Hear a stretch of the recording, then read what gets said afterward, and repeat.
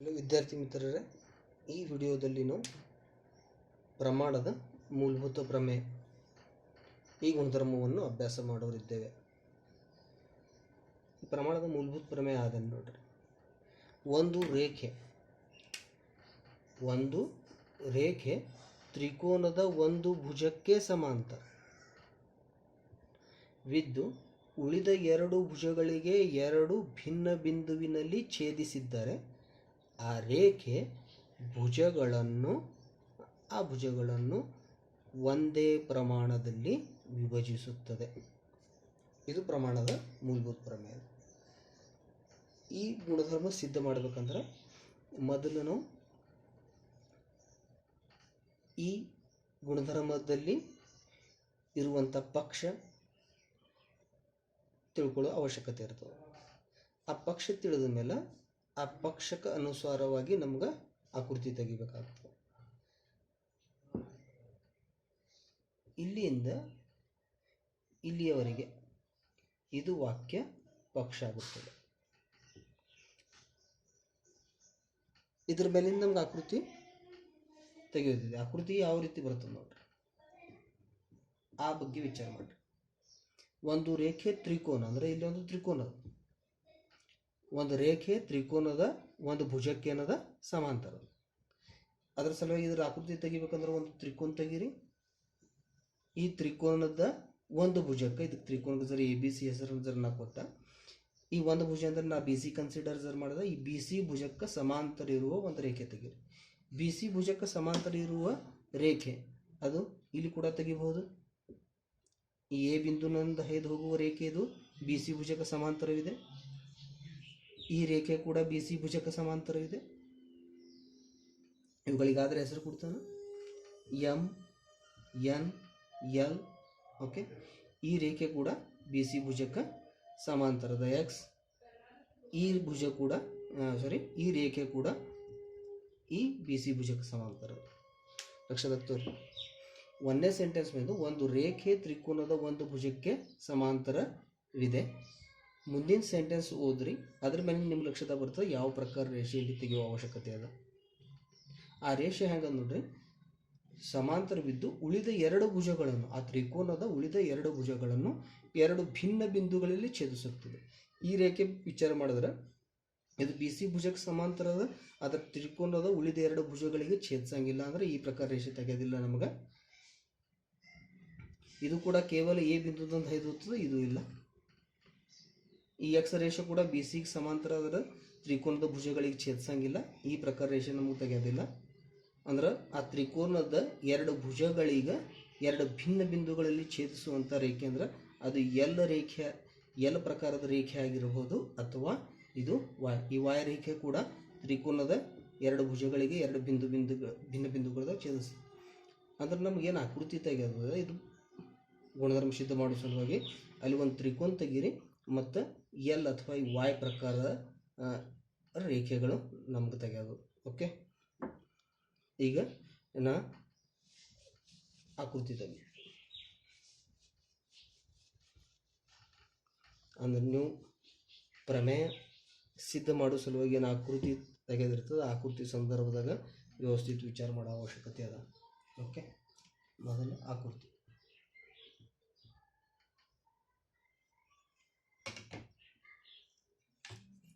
ಇದೊಂದು ಯಾವುದೇ ಪ್ರಕಾರದ ತ್ರಿಕೋನ. ಈ ತ್ರಿಕೋನದ ಹೆಸರು ಎ ಬಿ ಸಿ. ಈ ತ್ರಿಕೋನದ ಬಿ ಸಿ ಭುಜಕ್ಕೆ ಸಮಾಂತರ ಇರುವ ಮತ್ತು ಎ ಬಿ ಮತ್ತು ಎ ಸಿ ಎರಡು ಭುಜಗಳನ್ನು ಎರಡು ಭಿನ್ನ ಬಿಂದುಗಳಲ್ಲಿ ಛೇದಿಸುವಂಥ ರೇಖೆ ಈ ರೇಖೆ ಎಲ್ ಆಗಿರಲಿ. ಇದು ತ್ರಿಕೋನದ ಭುಜಗಳಿಗೆ ಎರಡು ಭಿನ್ನ ಬಿಂದುಗಳಲ್ಲಿ ಛೇದಿಸಿದ ಎ ಬಿ ಭುಜಕ್ಕೆ ಪಿ ಬಿಂದುದಲ್ಲಿ, ಎ ಸಿ ಭುಜಕ್ಕೆ ಕ್ಯೂ ಬಿಂದುದಲ್ಲಿ. ಓಕೆ, ಆಕೃತಿದಾಗ ಏನು ಕಾಣಿಸ್ತದ ಅದರ ಮೇಲೆ ನಮ್ಗೆ ಏನು ಬರೆಯೋದು, ಪಕ್ಷ.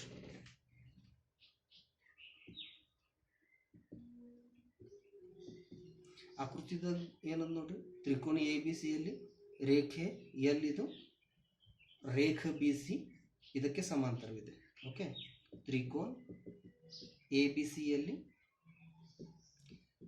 ರೇಖೆ ಎಲ್ ಸಮಾಂತರ ರೇಖ ಬಿ ಸಿ. ಆಮೇಲೆ ಈ ರೇಖ ಬಿ ಸಿ ಏನದ ಇದು ಉಳಿದ ಎರಡು ಭುಜಗಳಿಗೆ ಪಿ ಮತ್ತು ಕ್ಯೂ ಬಿಂದುಗಳಿಗೆ ಛೇದಿಸದ, ಅದು ಕೂಡ ಇಲ್ಲಿ ಪಕ್ಷದಾಗ ಬರೀರಿ. ರೇಖೆ ಬಿ ಸಿ ರೇಖೆ ಎಲ್ ಇದು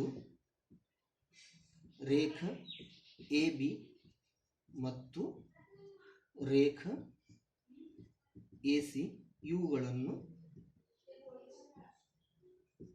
ಪಿ ಮತ್ತು ಕ್ಯೂ ಬಿಂದುವಿನಲ್ಲಿ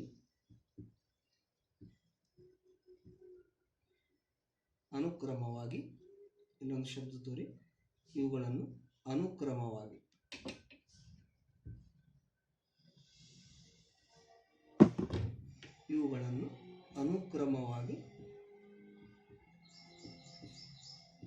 ಪಿ ಮತ್ತು ಕ್ಯೂ ಬಿಂದುವಿನಲ್ಲಿ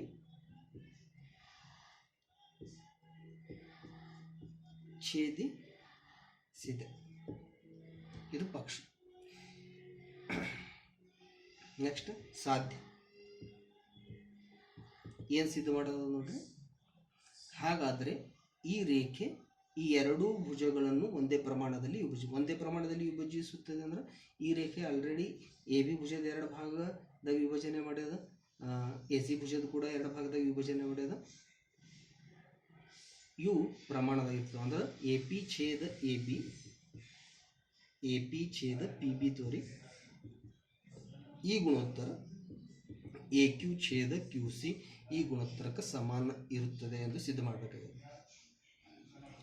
ರಚನೆ ಇದರ ಅರ್ಥ ಇದೇನು ಎರಡು ಗುಣೋತ್ತರ ನಾವು ಸಮಾನ ಓದಿ, ಇದರ ಅರ್ಥ ಇದು ರೇಖೆ ಎಲ್ ಈ ಎರಡೂ ಭುಜಗಳನ್ನು ಒಂದೇ ಪ್ರಮಾಣದಲ್ಲಿ ವಿಭಜಿಸಿದಂತ ಆಯಿತು. ರಚನೆ ಈ ಪ್ರಮೇಯ ಸಿದ್ಧ ಮಾಡುವ ಸಲುವಾಗಿ ರಚನೆ ಏನು ಮಾಡಬೇಕಾಗ್ತದೆ ನೋಡ್ರಿ. ರೇಖೆ ಬಿ ಕ್ಯೂ ತೆಗೀರಿ. ಮೊದಲು ನಾನು ಇಲ್ಲಿ ರಚನೆ ತೆಗಿತಾ ಆಮೇಲೆ ರಚನೆದ ಬರೀತಾ. ರೇಖೆ ಬಿ ಕ್ಯೂ ಮತ್ತು ರೇಖೆ ಪಿ ಸಿ ತೆಗೆಯಿರಿ.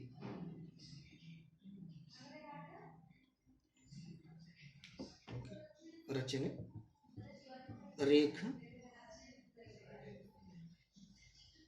ಪಿ ಸಿ ಮತ್ತು ರೇಖೆ ಕ್ಯೂ ಬಿ ತೆಗೆಯಿರಿ. ಓಕೆ, ಈಗ ಇದನ್ನು ಸಿದ್ಧ ಮಾಡೋಣ. ಸಿದ್ಧತೆ ಇದಾದ ನಂತರ ಸಿದ್ಧತೆ.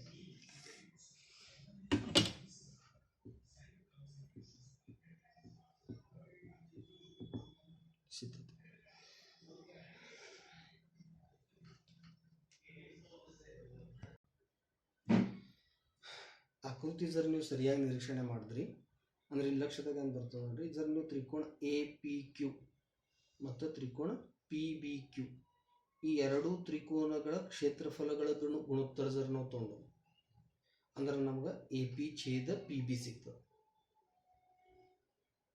ನಮ್ಗೆ ಏನು ಸಾಧ್ಯ ಮಾಡೋದ? ಎ ಪಿ ಛೇದ ಪಿ ಬಿ ಈ ಗುಣೋತ್ತರ ಎ ಕ್ಯೂ ಛೇದ ಕ್ಯೂ ಸಿ ಈ ಗುಣೋತ್ತರಕ್ಕೆ ಸಮಾನ.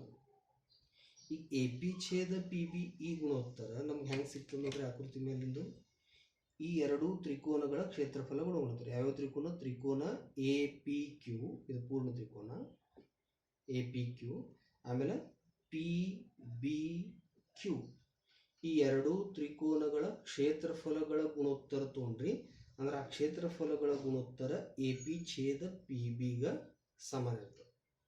ಹೆಂಗೆ? ಯಾಕಂದ್ರೆ ಇವೆರಡೂ ತ್ರಿಕೋನಗಳ ಎತ್ತರ ಸಮಾನ. ನಿಮ್ಗೆ ಅಲ್ಲಿ ಲಕ್ಷದಾಗ ಬಂದಿದ್ದಿಲ್ಲ ಅಂದ್ರೆ ಇಲ್ಲಿ ನೋಡ್ರಿ ಈ ಪ್ರಕಾರ ಆಕೃತಿ ಅದ. ಓಕೆ, ತ್ರಿಕೋನ ಇದೊಂದು ತ್ರಿಕೋನದ, ಈ ತ್ರಿಕೋನದಾಗ ಈ ರೇಷೆ ಈ ಭುಜಕ್ಕೆ ಸಮಾಂತರ ಅದ. ಈ ಎರಡು ತ್ರಿಕೋನಗಳು ಜರ ಇದೇ ಆಕೃತಿ ಜರ ನಾ ಹಿಂಗಿಟ್ಟ ನಿಮ್ಮ ಲಕ್ಷದಾಗ ಬರ್ತೇನೆ ನೋಡ್ರಿ. ಈ ಎರಡೂ ತ್ರಿಕೋನಗಳದು ಇದೇನು ಎತ್ತರದ ಇದಕ್ಕೆ ಜರ ನಾ ತಳ ತಿಳಿದಂದ್ರೆ ಈ ಸಮ್ಮುಖ ಶಿರೋಬಿಂದುವಿನಿಂದ ಈ ಭುಜದ ಮೇಲೆ ತೆಗೆದ ಲಂಬ ಇದು ಎತ್ತರ ಆಯಿತು. ಇದು ಈ ಎರಡನೇ ತ್ರಿಕೋನದ ಸಂದರ್ಭದ ಕೂಡ ಎತ್ತರ ಅದು. ಅಂದ್ರೆ ಈ ಎರಡೂ ತ್ರಿಕೋನಗಳ ಎತ್ತರ ಸಮಾನದ.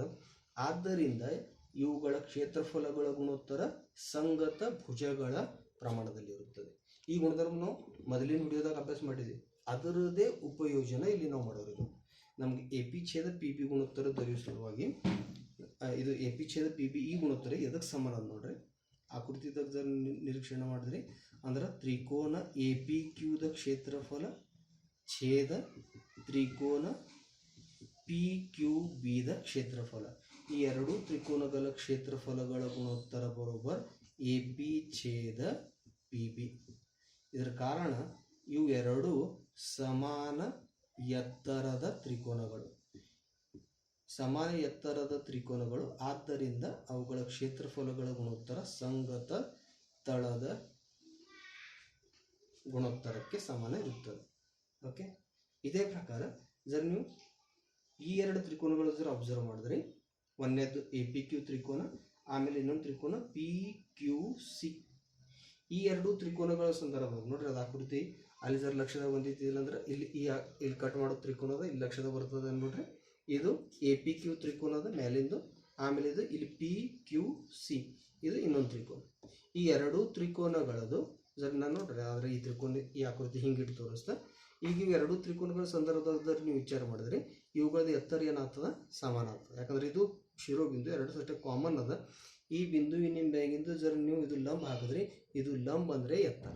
ಇದು ಮೊದಲಿನ ತ್ರಿಕೋನದ ಕೂಡ ಎತ್ತರ ಆಗ್ತದೆ, ಎರಡನೇ ತ್ರಿಕೋನದ ಕೂಡ ಎತ್ತರ ಆಗ್ತದೆ. ಈ ಎರಡೂ ತ್ರಿಕೋನಗಳ ಎತ್ತರ ಸಮಾನ. ಆದ್ದರಿಂದ ಈ ಎರಡೂ ತ್ರಿಕೋನಗಳ ಕ್ಷೇತ್ರಫಲ ಗುಣೋತ್ತರ ನೀವು ಜರ ತೊಗೊಂಡ್ರಿ.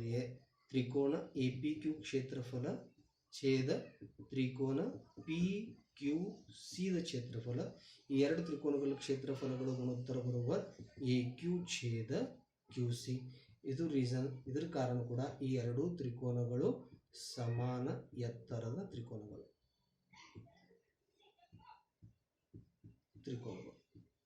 ಇಲ್ಲಿ ತಕ್ಕ ಲಕ್ಷದ ಬಂದು ಈಗ ಇವು ಎರಡಕ್ಕೂ ಸಮೀಕರಣ 1 ಸಮೀಕರಣ 2, ಇದು ಸಮೀಕರಣ 1, ಇದು ಎರಡನೇ ಸಮೀಕರಣ. ಈಗ ಇವೆರಡೂ ಸಮೀಕರಣ 1 ಮತ್ತು 2 ಇವುಗಳ ಬಲಬದಿ ನಮಗೆ ಸಮಾನ ಸಿದ್ಧ ಮಾಡೋದು. ಇವುಗಳ ಬಲಬದಿನೇ ನಮಗೆ ಸಮಾನ ಸಿದ್ಧ ಮಾಡೋದು. ಈ ಬಲಬದಿ ಸಮಾನ ಸಿದ್ಧ ಮಾಡ್ಬೇಕಂದ್ರೆ ಇವು ಎರಡ ಬದಿಗೆ ಜರ ನಾವು ಸಮಾನ ಸಿದ್ಧ ಮಾಡೋದಂದ್ರೆ ಆಟೋಮೆಟಿಕಲಿ ಇವು ಬಲಬದಿ ಸಮಾನ ಸಿದ್ಧ ಅಥವಾ ಸಿದ್ಧತೆ ಪೂರ್ಣ ಆಗ್ತದೆ. ಓಕೆ, ಇವೆರಡು ಸಮಾನ ಸಿದ್ಧ ಮಾಡೋ ಸಲುವಾಗಿ ಸರ್ ನೀವು ಎರಡು ಗುಣೋತ್ತರ ಜನ ನೀವು ನಿರೀಕ್ಷಣೆ ಮಾಡಿದ್ರಿ. ಎರಡೂ ಥರದ್ದು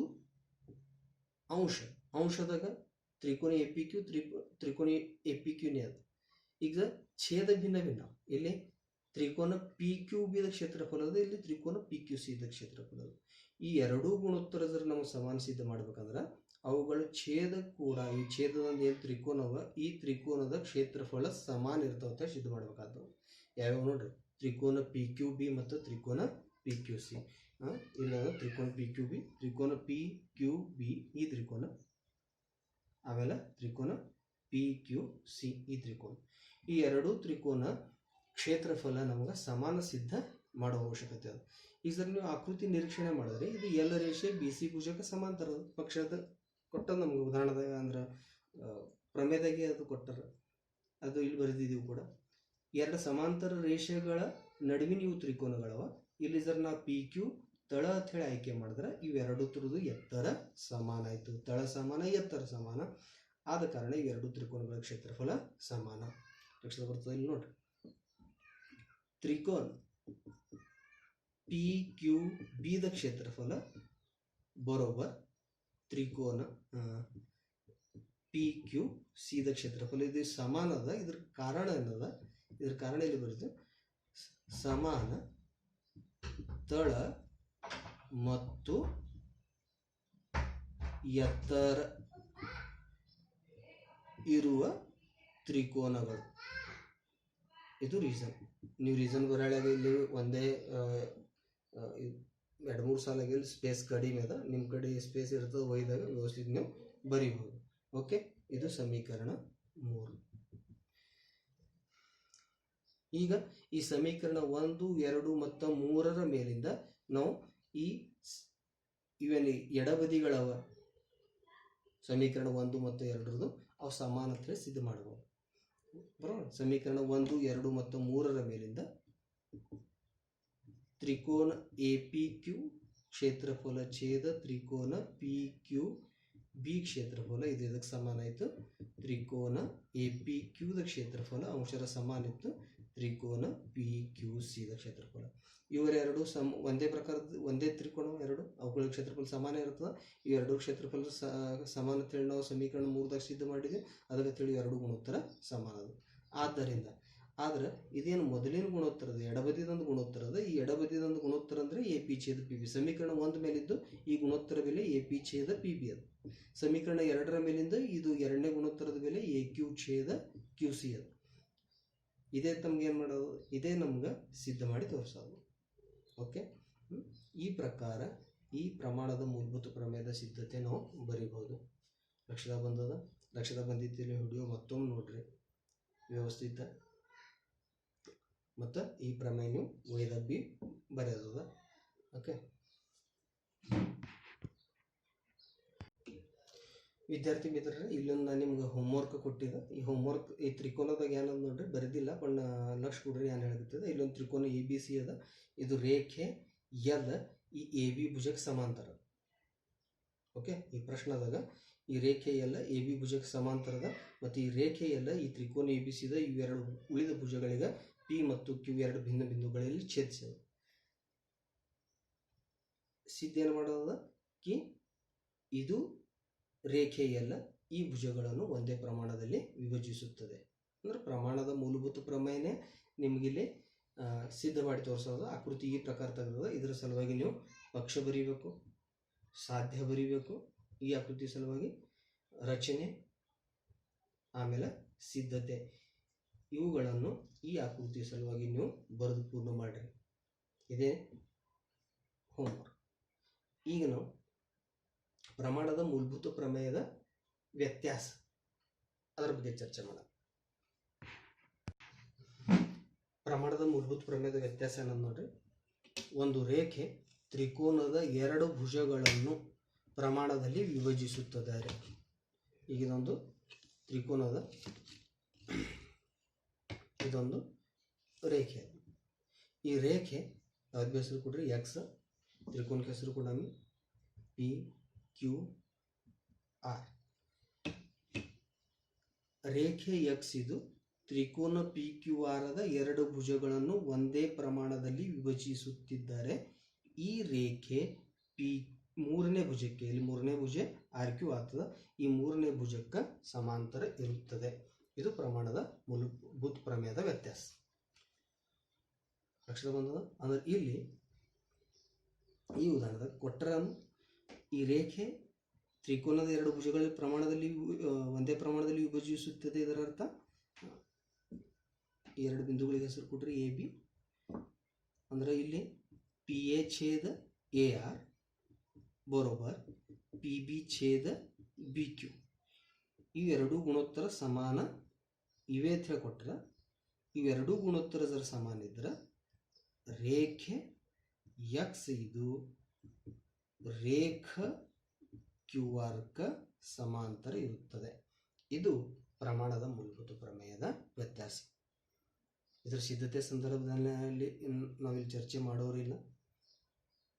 ಕೇವಲ ಪ್ರಮಾಣದ ಮೂಲಭೂತ ಪ್ರಮೇಯದ ವ್ಯತ್ಯಾಸ ಏನದ ಇದು ನಿಮ್ಗೆ ಲಕ್ಷ್ಯದಾಗಿಡ್ರಿ. ಇದರ ಮೇಲಿನ ಎಕ್ಸಾಂಪಲ್ಸ್ ಕೂಡ ಉದಾಹರಣೆ ಸಂಗ್ರಹದಾಗ.